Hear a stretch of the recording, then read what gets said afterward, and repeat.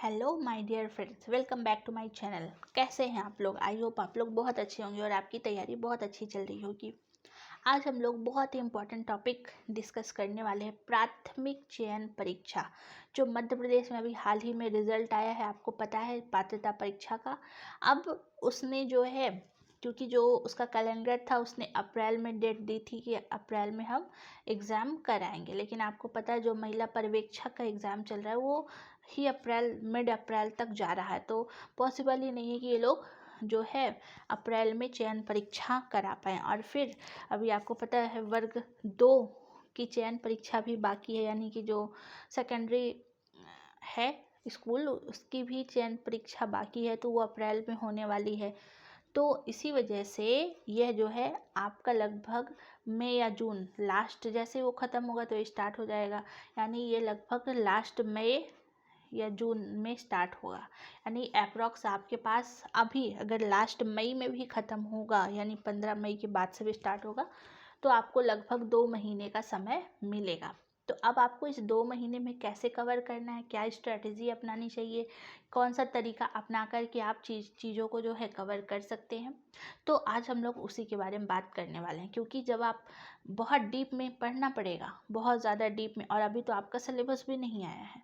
क्या होगा, आपने देखा है कि जो वर्ग 2 का सिलेबस था उसमें 20 यूनिट इंक्लूड किए गए हैं, तो अभी तो इसका सिलेबस भी नहीं दिया गया है।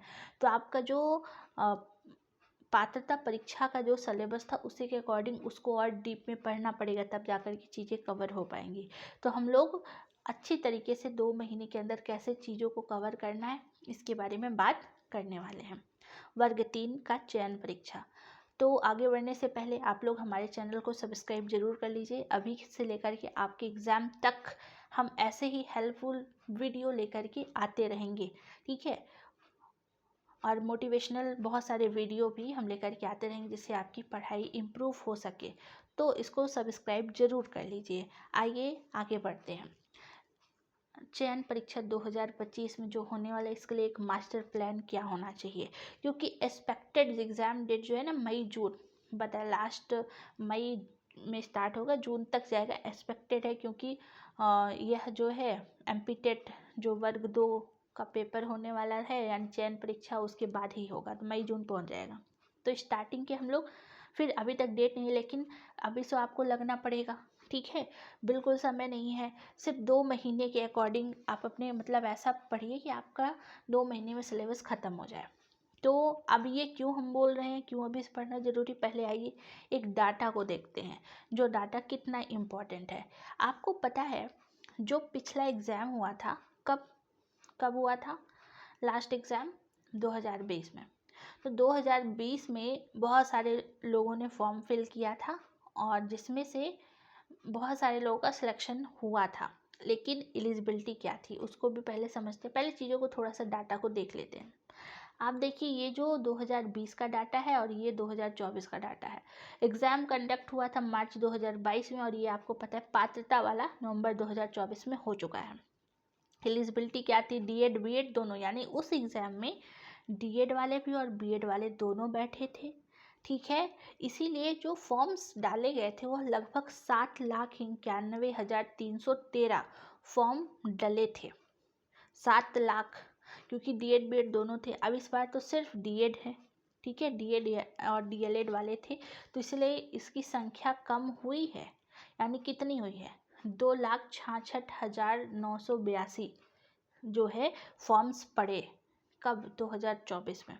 जिसमें से एग्ज़ाम देने कितने लोगों ने पहुंचा, तो जो 7 लाख फॉर्म डाले गए थे उसमें से 2020 में मात्र 5 लाख मतलब 5,89,000 और 150 लोगों ने जो है टोटल फॉर्म्स मतलब एग्ज़ाम देने गए, अपीयर हुए एग्ज़ाम में, ठीक है। और क्वालिफाइड कितने हुए?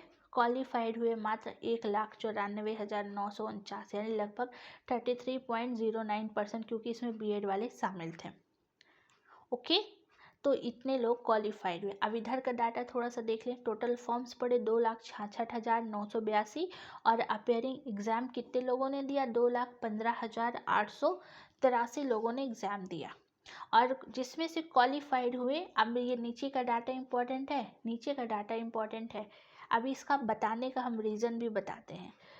लगभग 57,313 यानी 26% लोग जो है इसको क्वालिफाई कर पाए, ठीक है ना, क्वालिफाइड कर पाए। और यहाँ पर कितने लोगों ने किया था, लगभग 33.09%, ठीक है। 1,94,000 लोगों ने अप्रॉक्स 95,000 लोगों ने अप्रॉक्स किया, जिसमें से फाइनल सिलेक्शन मात्र 15,000, सोचिए क्वालिफाइड किया इन्होंने 1,94,000 इन्होंने क्वालिफाइड किया, लेकिन फाइनल सिलेक्शन कितना हुआ, मात्र 15,000 लोगों का। सोचिए 2 लाख में मात्र 15,000 लोगों का फाइनल सिलेक्शन हुआ, ठीक है। और बचे कितने हैं, 1,80,000 अप्रॉक्स बचे हुए हैं। और ये जिनके पास दिए रहे ये फिर से यहाँ बैठेंगे, यानी कंपटीशन अभी भी बढ़ा है, क्योंकि अभी तो रिजल्ट आया। अब रिजल्ट आया 97,313 लोग तो पहले के हैं, और जो 1,80,000 बचे हुए हैं जिनका क्वालिफाइड नहीं हुआ है, मतलब फाइनल सिलेक्शन नहीं हुआ है, वो भी इसमें बैठने वाले हैं। तो सोचिए कितना हाई कंपटीशन होने वाला है, कितना हाई कंपटीशन होने वाला है। तो आपको बड़ी तगड़ी मेहनत करनी पड़ेगी, क्योंकि आप सिर्फ इस लाइन में नहीं हैं, आपके पास सिर्फ ये 97,313 लोगों के साथ फाइट नहीं होने वाली है, ये उन लोगों के साथ भी फाइट होने वाली है जो बचे हुए हैं, यानी कि जो क्वालिफाइड है, जिनका फाइनल लिस्ट में नाम नहीं आया है एग्ज़ाम देने के बाद, क्योंकि मात्र 15,000 लोगों का सिलेक्शन हुआ था, ठीक है। तो जब इतने 2 लाख बच्चों में 15,000 लोगों को लिया गया, तो यहाँ पर भी अप्रॉक्स इतना ही लिया जाएगा। इसीलिए 1,80,000 ये और 97,313, यानी टोटल दोनों के साथ आपकी फाइट है। तो सोचिए कितनी तगड़ी, जहाँ आप स्टार्ट करने वाले हैं अपनी पढ़ाई, वहाँ लोगों ने अपना सिलेबस ख़त्म करके अपना अभी मानते मेन सिलेबस नहीं है, लेकिन जो प्रीलिम्स का सिलेबस था उसको अच्छे से पढ़ के ख़त्म करके बैठ चुके हैं। आपको कितनी मेहनत करने की आवश्यकता है, इसलिए आपके पास एक स्टडी प्लान होना चाहिए, एकदम बेहतर स्टडी प्लान होना चाहिए। तो आज हम लोग अभी से आपको लगना है, ठीक है। आपके पास सिर्फ और सिर्फ 2 महीने अप्रॉक्स मान के चलिए 2 महीने हैं। तो जब तक आपका सिलेबस नहीं आया है तो आपको एक काम करना है, आपको अपने स्मार्ट स्टडी करना है, और जो भी टॉपिक आप पढ़ेंगे अकॉर्डिंग टू पात्रता परीक्षा सिलेबस बहुत डीप में पढ़ेंगे, बहुत डीप कॉन्सेप्ट जो है होने वाला है, ठीक है। तो पहले समझते हैं आपके पास कितने टॉपिक है, आपके पास कितने सब्जेक्ट है, 5 सब्जेक्ट है। 5 सब्जेक्ट है, एक मैथ्स है, सीडीपी है, ईवीएस है, हिंदी है, संस्कृत या इंग्लिश, जिन लोगों का संस्कृत है उनका संस्कृत, और जिन लोगों का इंग्लिश है उनका इंग्लिश। तो ये जो है आपका इतने सारे लोगों के बीच में आपको ये 5 सब्जेक्ट को अच्छे से अपना स्ट्रॉन्ग करना है, स्ट्रॉन्ग करना है, बहुत स्ट्रॉन्ग करना है। ऐसा नहीं कि कुछ लोग क्या करते हैं, जो इजी सब्जेक्ट उसी को पढ़ते रह जाते हैं और अपने वीक सेक्शन पर ध्यान नहीं देते हैं। तो उन्हीं लोगों के लिए आप सिलेबस को कैसे ख़त्म करें, कैसे कवर करें, क्या चीज़ें अपनाएं, जैसे सिलेबस को ख़त्म किया जा सकते। तो देखिए आपके पास 2 महीने हैं, कितने महीने, अप्रॉक्स 2 महीने, क्योंकि जैसे ही ये वर्ग 2 का जो चयन परीक्षा ख़त्म हुआ ये स्टार्ट हो जाएगा। आपके पास सिर्फ 2 महीने हैं, तो इन 2 महीनों में यानी 60 दिन, तो 60 दिन में आपको अपना 50 दिन अपना कंप्लीट सिलेबस को देना होगा, फुल कंप्लीट सिलेबस और डीप कॉन्सेप्ट के साथ, और अपने वीक एरियाज़ को कवर करते हुए। तो 10 दिन आपको एक सब्जेक्ट उठाना है, आप एक टॉपिक एक सब्जेक्ट उठाइए अपने टेबल से, बाकी सारी चीज़ें हटा दीजिए, अपना दिमाग सिर्फ एक सब्जेक्ट पर लगाइए और गहन मंथन कीजिए, अपने दिमाग को शिफ्ट करिए एक सब्जेक्ट पर, उसको एकदम ऐसे पढ़िए कि आप सपने में भी वो क्वेश्चंस आपको याद हो जाएं। इस तरीके से आप उसका मंथन करिए।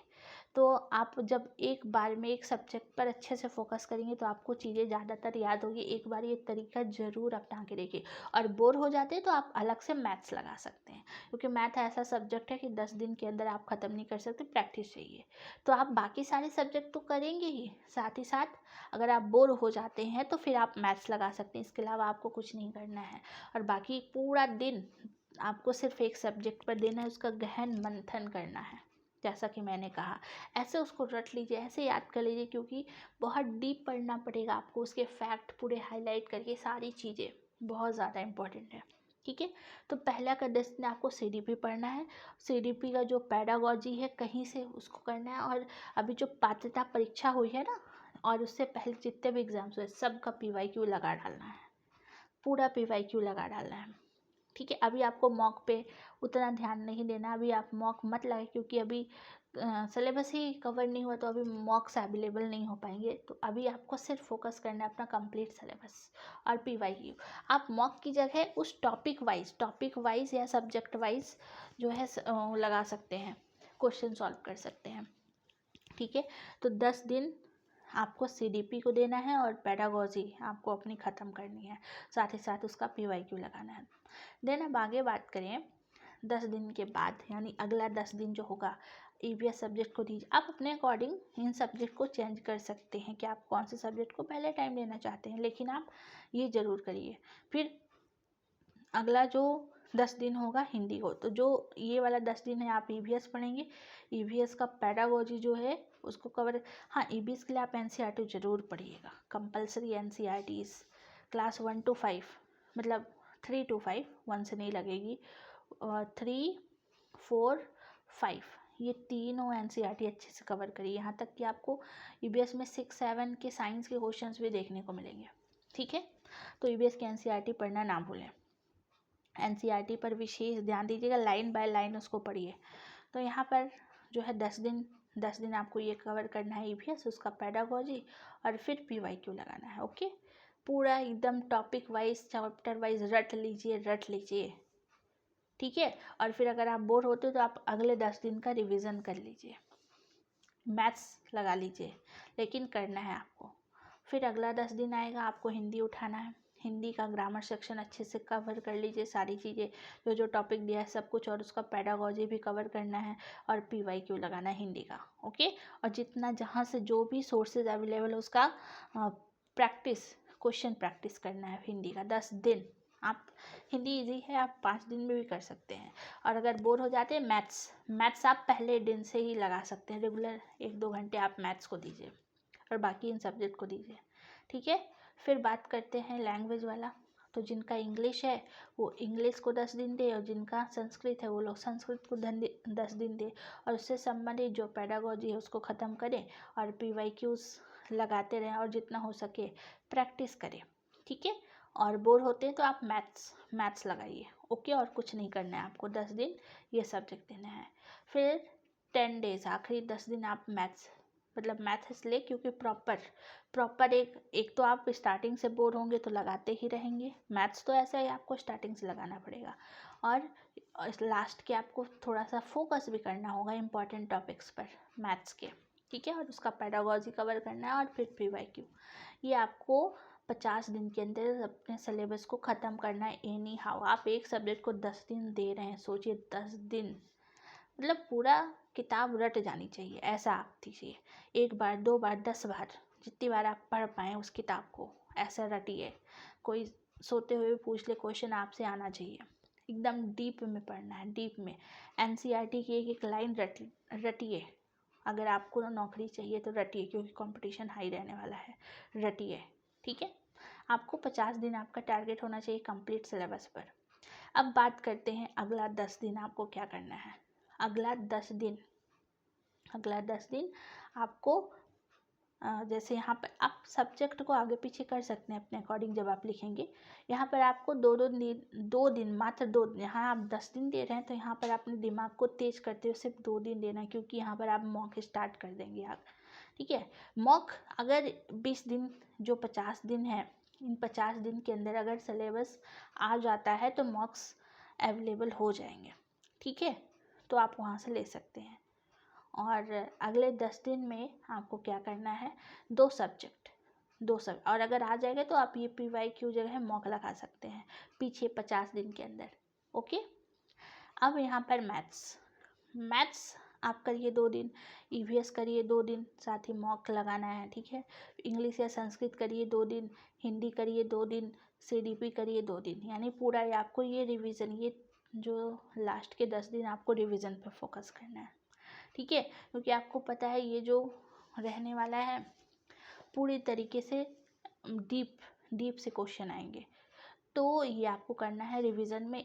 आपको 2-2 दिन देना है। अपने टेबल से सब कुछ हटा के उस सब्जेक्ट की कॉपी, किताब, सोर्सेज जो भी हो आपके पास उसको लेके बैठिए, उसको लगाइए। और फिर मॉक लगाना नहीं भूलना है, मॉक लगा के ही सोना है। बीच में ही अगर मॉक या सिलेबस आ जाता है आप मॉक लगा सकते हैं। विनर्स इंस्टीट्यूट जो है वहाँ पर आपको फ्री मॉक भी मिल जाएंगे, आप वहाँ से लगा सकते हैं। ठीक है, तो आपको यहाँ पर ऐसे ही काम करने हैं।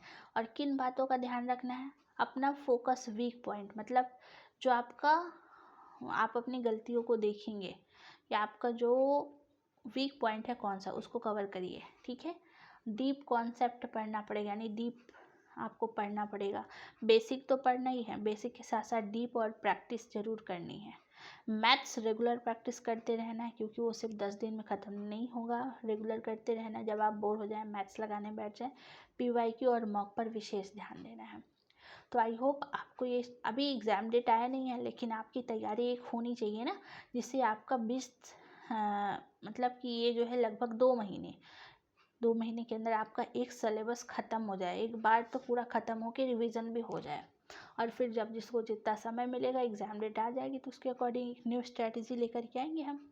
लेकिन उससे पहले आपको ये अपनाइए और 2 महीने के अंदर अपने सिलेबस को ख़त्म करिए, क्योंकि कंपटीशन बहुत हाई होने वाला है और बहुत डीप में क्वेश्चन आने वाले हैं। ओके, तो अगर आपको जॉब चाहिए तो आपको मेहनत करनी होगी, क्योंकि आप देख रहे हैं कंपटीशन बहुत तगड़ा रहने वाला है।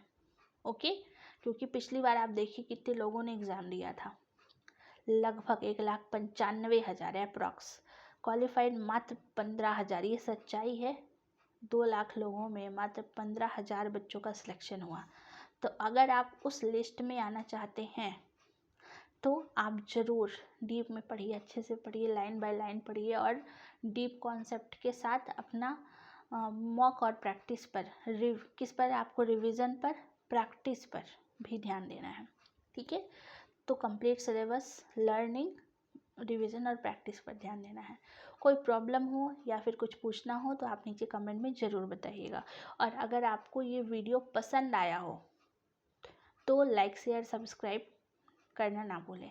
सब्सक्राइब ज़रूर कर लीजिएगा हमारे चैनल को। इसी तरीके का हम आपको हेल्पफुल वीडियो लेकर के आते रहेंगे। Thank you so much. जय हिंद।